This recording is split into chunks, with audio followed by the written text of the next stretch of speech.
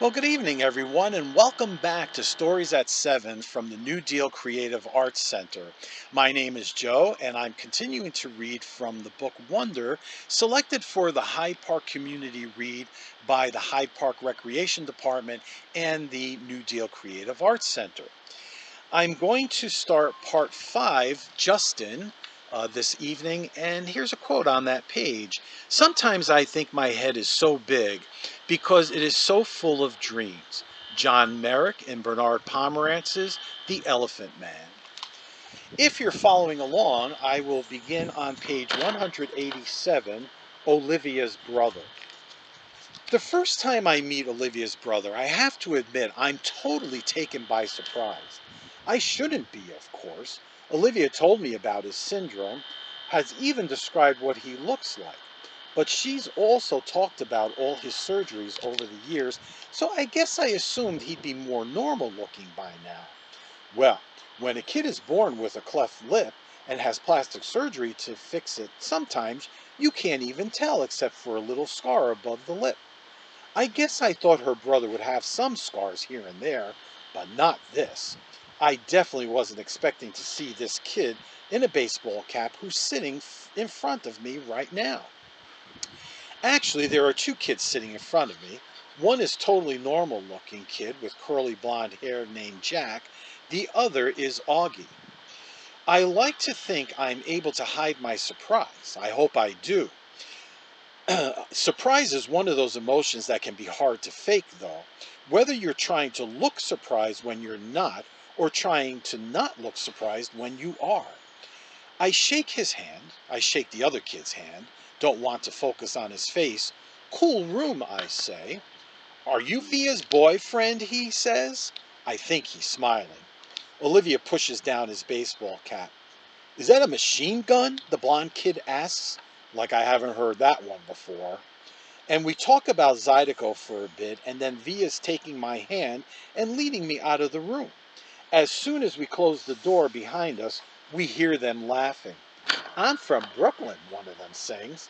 Olivia rolls her eyes as she smiles. Let's go hang out in my room, she says. We've been dating for 2 months now, and I knew from the moment I saw her, the minute she sat down at our table in the cafeteria, that I liked her. I couldn't keep my eyes off of her. Really beautiful, with olive skin and the bluest eyes I've ever seen in my life. Now, at first, she acted like she only wanted to be friends. I think she kind of gives off that vibe without even meaning to.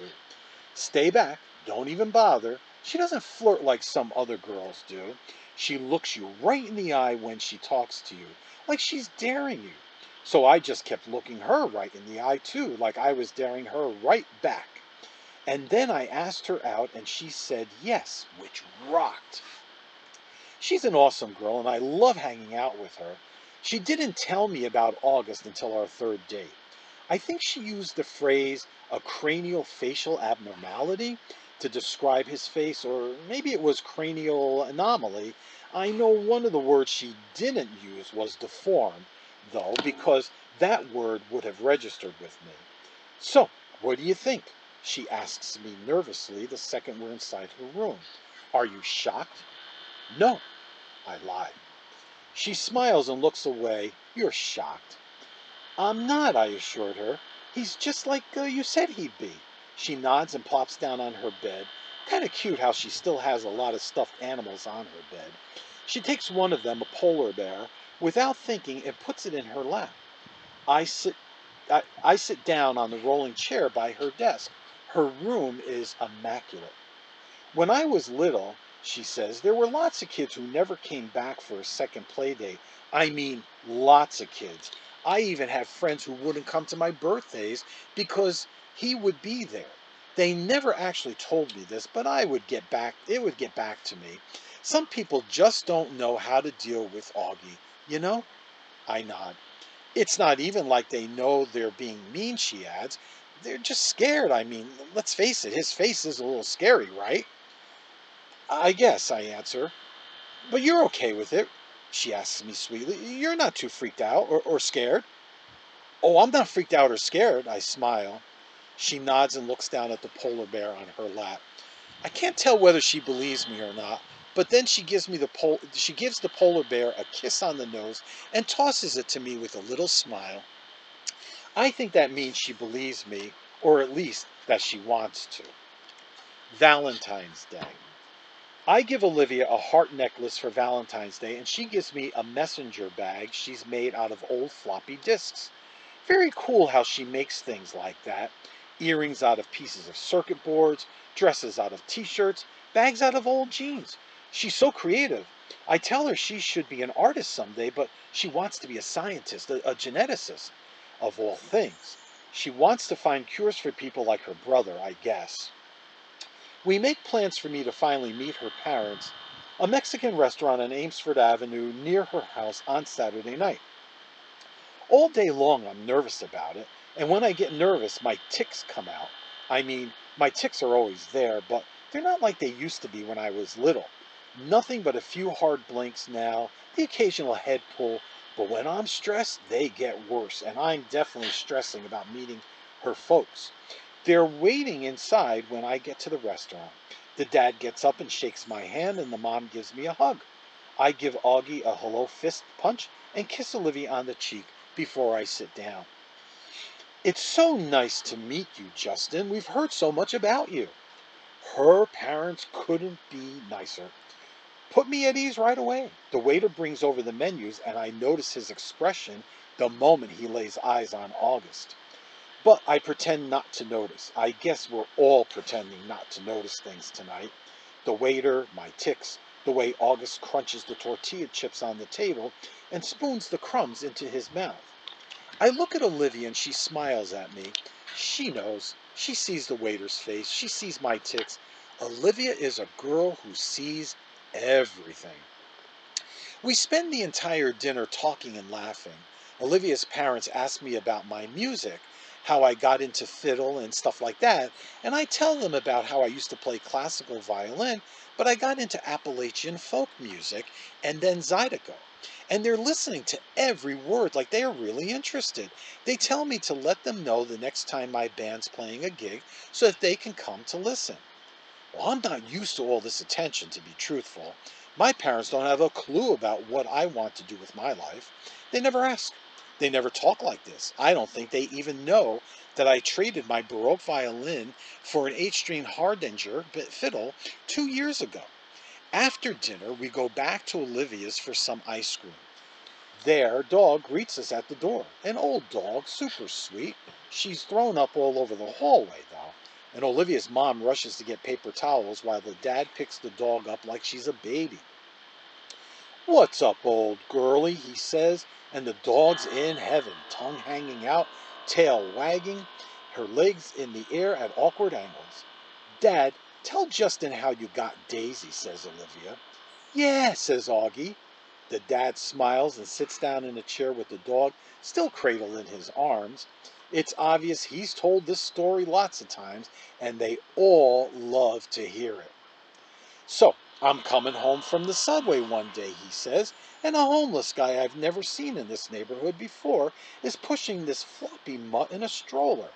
And he comes up to me and says, 'Hey, mister, want to buy a dog?' And without even thinking about it, I says, 'Sure. How much you want?' And he says $10. So I give him $20 I have in my wallet, and he hands me the dog. Justin, I'm telling you, you never smelled anything so bad in your life. She stank so much I couldn't even tell you. So I took her right from there to the vet down the street, and then I brought her home." "Didn't even call me first, by the way," the mom interjects as she cleans the floor to see if I'm okay with him bringing some homeless guy's dog.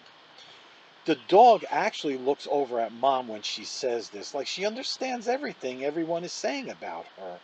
She's a happy dog, like she knows she lucked out that day finding this family. I kind of know how she feels. I like Olivia's family. They laugh a lot. My family's not like this at all. My mom and dad got divorced when I was 4, and they pretty much hate each other. I grew up spending half of my week in my dad's apartment in Chelsea and the other half in my mom's place in Brooklyn Heights. I have a half brother who's 5 years older than me, and barely knows I exist. For as long as I can remember, I felt like my parents could hardly wait for me to be old enough to take care of myself. You can go to the store by yourself. Here's the key to the apartment. It's funny how there's a word like overprotective to describe some parents, but no word that means the opposite. What word do you use to describe parents who don't protect enough? Underprotective? Neglectful? Self-indulgent? Lame? All of the above. Olivia's family tell each other, I love you all the time.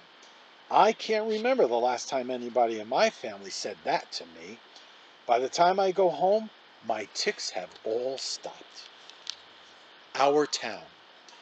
We're doing the play Our Town for the spring show this year. Olivia dares me to try out for the lead role, the stage manager, and somehow I get it. Total fluke. Never got any lead roles in anything before. I told Olivia she brings me good luck. Unfortunately, she doesn't get the female lead, Emily Gibbs. The pink-haired girl named Miranda gets it. Olivia gets a bit part and is also the Emily understudy. I'm actually more disappointed than Olivia is. She almost seems relieved. I don't love people staring at me, she says, which is sort of strange coming from such a pretty girl. A part of me thinks maybe she blew her audition on purpose.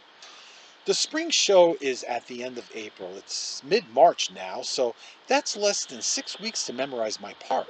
Plus rehearsal time, plus practicing with my band, plus finals, plus spending time with Olivia. It's going to be a rough 6 weeks, that's for sure. Mr. Davenport, the drama teacher, is already manic about the whole thing. Will drive us crazy by the time it's over, no doubt. I heard through the grapevine that he'd been planning on doing the Elephant Man, but changed it to Our Town at the last minute. And that change took a week off of our rehearsal schedule. Not looking forward to the craziness of the next month and a half. Ladybug. Olivia and I are sitting on her front stoop. She's helping me with my lines. It's a warm March evening, almost like summer. The sky is still bright cyan, but the sun is low and the sidewalks are streaked with long shadows. I'm reciting, yes, the sun's come up over 1,000 times. Summers and winters have cracked the mountains a little bit, and more, the rains have brought down some of the dirt. Some babies that weren't even born before have begun talking regular sentences already, and a number of people who thought they were right young and spry have noticed that they can't bound up a flight of stairs like they used to without their heart fluttering a little. I shake my head. I can't remember the rest. All that can happen in 1,000 days, Olivia prompts me, reading from the script. Oh, right. I say, shaking my head. I sigh. I wiped Olivia. I'm wiped, Olivia. How the heck am I going to remember all these lines? You will, she answers confidently. Just reach out and she reaches out and cups her hands over a ladybug that appears out of nowhere. See? A good luck sign, she says, slowly lifting her top hand to reveal the ladybug walking on the palm of her other hand. Good luck or just the hot weather, I joke. Of course good luck, she answers, watching the ladybug crawl up her wrist. There should be a thing about making a wish on a ladybug. Augie and I used to do that with fireflies when we were little. She cups her hand over the ladybug again. Come on, make a wish. Close your eyes. I dutifully close my eyes. A long second passes, and then I open them. Did you make a wish, she asks. Yep. She smiles, uncups her hands, and the ladybug, as if on cue, spreads its wings and flits away. Don't you want to know what I wished for? I asked, kissing her. No, she answers shyly, looking up at the sky, which at this very moment is the exact color of her eyes. I made a wish too, she says mysteriously, but she has so many things she could wish for, I have no idea what she's thinking. The bus stop. Olivia's mom, Augie, Jack, and Daisy come down the stoop just as I'm saying goodbye to Olivia. Slightly awkward since we are in the middle of a nice long kiss. Hey guys, says the mom, pretending not to see anything, but the two boys are giggling. Hi, Mrs. Pullman. Please call me Isabel, Justin, she says again. It's like the third time she's told me this, so I really need to start calling her that. I'm heading home, I say, as if to explain. Oh, are you heading to the subway? She says, following the dog with a newspaper. Can you walk Jack to the bus stop? Oh, no problem. That's okay with you, Jack? The mom asks him, and he shrugs. Justin, can you stay with him till the bus comes? Oh, of course. We all say our goodbyes. Olivia winks at me. You don't have to stay with me, says Jack, as we're walking up the block. I take the bus by myself all the time. Augie's mom is way too protective. He's got a low, gravelly voice like a little tough guy. He kind of looks like one of those little rascal kids in the old black and white movies, like he should be wearing a newsboy cap and knickers. We get to the bus stop, and the schedule says the bus will be there in 8 minutes. I'll wait with you, I tell him. Up to you, he shrugs. Can I borrow $1? I want some gum. So I fish $1 out of my pocket and watch him cross the street to the grocery store on the corner. He seems too small to be walking around by himself somehow. Then I think how I was that young when I was taking the subway by myself. Way too young. I'm going to be an overprotective dad someday, I know it. My kids are going to know I care. I'm waiting there a minute or two when I notice 3 kids walking up the block from the other direction. They walk right past the grocery store, but one of them looks inside and nudges the other two, and they all back up and look inside. And I can tell they're up to no good, all elbowing each other, laughing.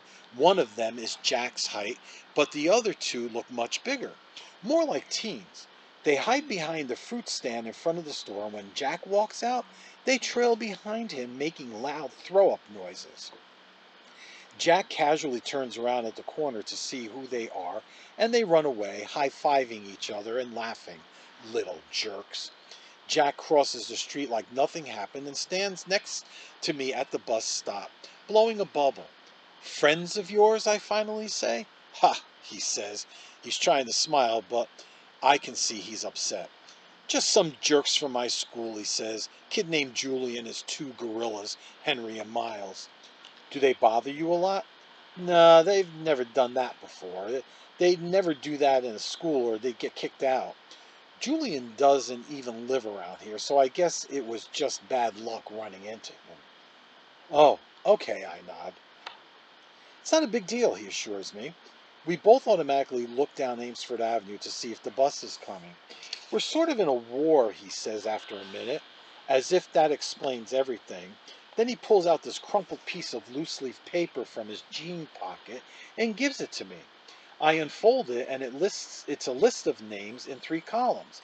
He turns the whole grade against me, says Jack. Well, not the whole grade, I point out, looking down at the list. He leaves me notes in my locker that say stuff like, everybody hates you. You should tell your teacher about that. Jack looks at me like I'm an idiot and shakes his head. Anyway, you have all these neutrals, I say, pointing to the list. If you get them on your side, things will even up a bit.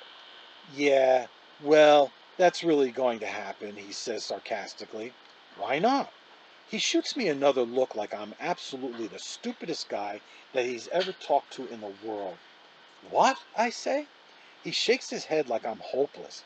Let's just say, he says, I'm friends with someone who isn't exactly the most popular kid in the school. Then it hits me what he's not coming out and saying, August. This is all about being friends with August, and he doesn't want to tell me because I'm the sister's boyfriend. Yeah, of course, makes sense.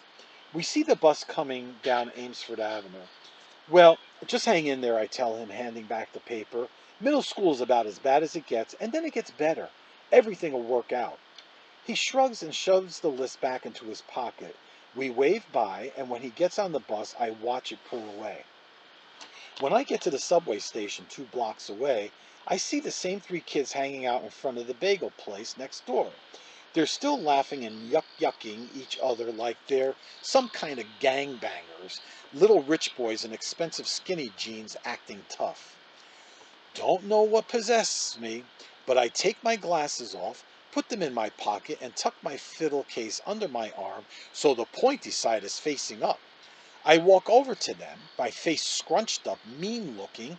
They look at me, laughs dying on their lips when they see me, ice cream cones at odd angles. Yo, listen up. Don't mess with Jack, I say really slowly, gritting my teeth, my voice all Clint Eastwood tough guy. Mess with him again, and you will be very, very sorry. And then I tap my fiddle case for effect. Got it? They nod in unison, ice cream dripping onto their hands. Good. I nod mysteriously, then sprint down the subway 2 steps at a time. Rehearsal. The play is taking up most of my time as we get closer to opening night. Lots of lines to remember, long monologues where it's just me talking. Olivia had this great idea, though, and it's helping me. I have my fiddle with me on stage and I play a bit while I'm talking. It's not written that way, but Mr. Davenport thinks it adds an extra folksy element to have the stage manager plucking on a fiddle. And for me, it's so great because whenever I need a second to remember my next line, I just start playing a little fiddle song, Soldier's Joy, on the fiddle, and it buys me some time. I've gotten to know the kids in the show a lot better, especially the pink-haired girl who plays Emily. Turns out she's not nearly as stuck up as I thought she was, given the crowd she hangs out with. Her boyfriend's this built jock who's big deal on the varsity sports circuit at school. It's a whole world that I have nothing to do with. So I'm kind of surprised that this Miranda girl turns out to be kind of nice. One day we're sitting on the floor backstage waiting for the tech guys to fix the main spotlight. So how long have you and Olivia been dating? She asks out of the blue. Oh, about 4 months now, I say. Have you met her brother? She says casually. It's so unexpected that I can't hide my surprise. You know Olivia's brother, I ask. Via didn't tell you? We used to be good friends. I've known Augie since he was a baby. Oh, yeah, I think I knew that, I answer. I don't want to let on that Olivia had not told me any of this. I don't want to let on how surprised I am that she called her Via. Nobody but Olivia's family calls her Via, and here this pink-haired girl, who I thought was a stranger, is calling her Via. Miranda laughs and shakes her head, but she doesn't say anything. There's an awkward silence, and then she starts fishing through her bag and pulls out her wallet. She rifles through a couple of pictures and then hands one to me. It's of a little boy in a park on a sunny day, and he's wearing shorts and a t-shirt and an astronaut helmet that covers his entire head. It was like 100 degrees that day, she says, smiling at the picture, but he wouldn't take that helmet off for anything. He wore it for like 2 years straight. In the winter, in the summer, at the beach, it was crazy. Yeah, I've seen pictures in Olivia's house. Well, I'm the one who gave him that helmet, she says. She sounds a little proud of that. She takes the picture and carefully inserts it back into her wallet. Cool, I answer. So, you're okay with it, she says, looking at me. I look at her blankly. Okay with what? She raises her eyebrows like she doesn't believe me. You know what I'm talking about. Let's face it, she continues. The universe was not kind to Augie Pullman. Bird. Why didn't you tell me? You and Miranda Navis used to be good friends. I say to Olivia the next day. I'm really annoyed at her for not telling me this. It's not a big deal, she answers defensively, looking at me like I'm weird. It is a big deal, I say. I look like an idiot. How could you not tell me? You've always acted like you don't even know her. I don't know her, she answers quickly. I don't know who that pink-haired cheerleader is. The girl I knew was a total dork who collected American Girl dolls. Oh, come on, Olivia. No, you come on. You could have mentioned it to me at some point, I say quietly, pretending not to notice the big fat tear suddenly rolling down her cheek. She shrugs, fighting back bigger tears. It's okay. I'm not mad, I say, thinking the tears are about me. I honestly don't care if you're mad, she said spitefully. Oh, that's real nice, I fire back. She doesn't say anything. The tears are about to come. Olivia, Olivia, what's the matter? I say. She shakes her head like she doesn't want to talk about it, but all of a sudden the tears start rolling a mile a minute. I'm sorry it's not you, Justin. I'm not crying because of you, she finally says through her tears. Then why are you crying? Because I'm an awful person. What are you talking about? She's not looking at me, wiping her tears with the palm of her hand. I haven't told my parents about the show, she says quickly. I shake my head because I don't quite get what she's telling me. That's okay, I say. It's not too late. There's still tickets available. I don't want them to come to the show, Justin, she interrupts impatiently. Don't you see what I'm saying? I don't want them to come. If they come, they'll bring Augie with them, and I just don't feel like. Here she's hit by another round of crying that doesn't let her finish talking. I put my arm around her. I'm an awful person, she says through her tears. You're not an awful person, I say softly. Yes, I am, she sobs. I've just been so nice being in the new school where nobody knows about him, you know? Nobody's whispering about it behind my back. It's just been so nice, Justin. but it comes to the play. But if he comes to the play, then everyone will talk about it. Everyone will know. I don't know why I'm feeling like this. I swear I've never been embarrassed by him before. I know, I say, soothing her. You're entitled, Olivia. You've dealt with a lot your whole life. Olivia reminds me of a bird sometimes, how her feathers get all ruffled when she's mad, and when she's fragile like this, she's a little lost bird looking for its nest.